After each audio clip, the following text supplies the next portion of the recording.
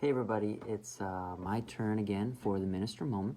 So I've been these last couple of days doing an online youth pastor conference, which has been incredibly helpful, and I'm learning a lot. And one guy on there, he was talking about statistics for this new generation, and he claimed that the statistics that he got said 58% of teens identify as Christians, which I mean that's pretty good, like a little bit over half, 58%. He said, but 75% of those 58% say that they read the Bible once a month or less.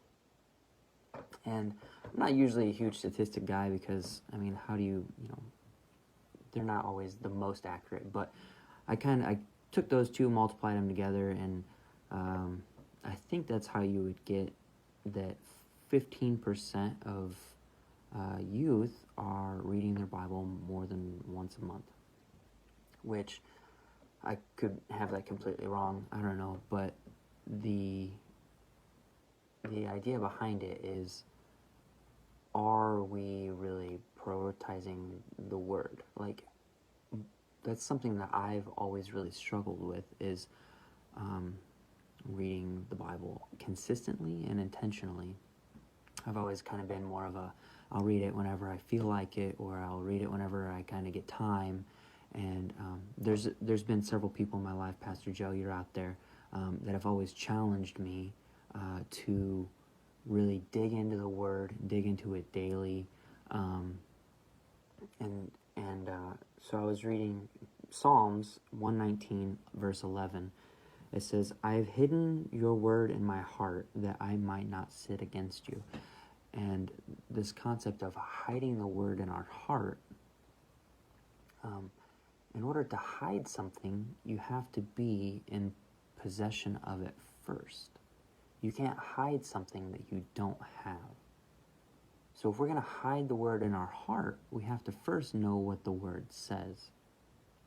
Verse 15, it says, "I meditate on your precepts and consider your ways." Same feel there, as if you're meditating on something, that means it's already in your thoughts and it's already in your heart. It says, "I will delight in your decrees," and this is verse 16, "I will delight in your decrees, and I will not neglect your word." So are we delighting in the Word? And the reason I think why I've often struggled with reading the Word is, especially coming up in the information age, the entertainment age, like what really, like, what fills me, and like I want to be entertained, and it's so much easier just to scroll through Facebook and try to find something that entertains me. It's like less work. It's easy. And it is a little bit more work to actually get my Bible open and to read and to dig and to search. And but when I find that when I'm in that cycle of like, let's just try to find what fills me today, what entertains me, eventually you just grow bored with that. Like, it doesn't fill you up. It doesn't nourish your soul. And so then, I'll get out my Bible and I'll read and I'll get filled. So I want to challenge you, and I'm challenging myself too, because we all need that constant reminder that we need a love and a passion for this book, and we need to have it in our hearts. We need to have it in our minds. We need to meditate on it. We need to constantly worship Him. We need to constantly be in conversation with God. We need to meditate on those precepts. Hide His word in our hearts, because when it's hidden in our hearts, that's when He can use it to bring it to our remembrance. And so then we get to apply it later. And if we know what it says, then we start to live by it. So I just want to challenge you to dig into your word today, tomorrow, the next day.